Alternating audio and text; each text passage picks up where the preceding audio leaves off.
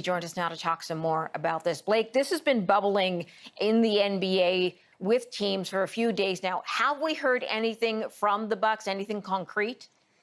I mean, other than the fact that they're not playing, no. But I would say this has been bubbling, long before this. The Bucks have a player on their team named Sterling Brown, who was the victim of police brutality. A couple players and a head coach on their roster who were teammates with Thabo Sefolosha when he was a victim of police brutality. And then this obviously happened in Kenosha, Wisconsin, right down the road from them in Milwaukee. So they have leaders like Giannis Antetokounmpo and Malcolm Brogdon who were out in the streets in Milwaukee protesting before the NBA relaunch.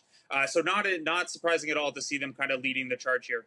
Okay, so we know the Raptors have been talking about how to show their support for the protesters and demonstrators around the U.S.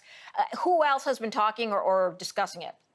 Yeah, so all six teams that were scheduled to play tonight, kind of in slow rolling fashion, agreed to not play. It was kind of a wildcat strike where the Bucks didn't come out, and then once they filled the Magic in, the Magic left the court. And then the two games that followed, those four teams did the same. So tonight they're scheduled to be a meeting of any NBA player who still wants to go and is still in the bubble, where they're gonna, I think, try to figure out, what comes next. How long might they prolong this walkout?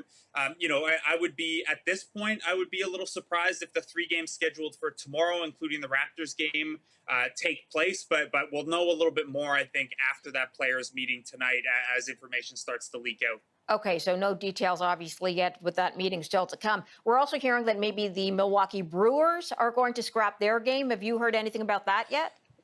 Yeah, right before I came on, actually, I saw tweets to that effect. So I haven't dug in yet, but the tweets that I saw right before coming on were that they will not play against the Cincinnati Reds tonight. Okay, so where else could this go? Where do you see this going as far as the sports world?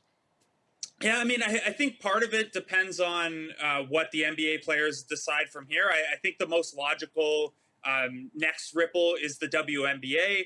The WNBA is similarly in a bubble. They have been, that player group has been leading the charge on the social justice front for years, long before this was a regular media talking point. So I wouldn't be surprised at all if they follow suit. They've always been at the front of this, and they've always been leaders in that regard. So I could see that. And then, I'm not sure what appetite there will be for it in the MLB or the NHL. But certainly if the NBA says, we're done here and the league's shutting down, there's going to be pressure on the other leagues. And those players are going to want to, at least some of them are going to want to stand in solidarity and do the same. So a lot at stake for more than just the NBA as this thing unfolds. Yeah, absolutely. What an incredible upheaval there has been this year all around. Blake Murphy, thank you, sir. Appreciate your time. Thank you.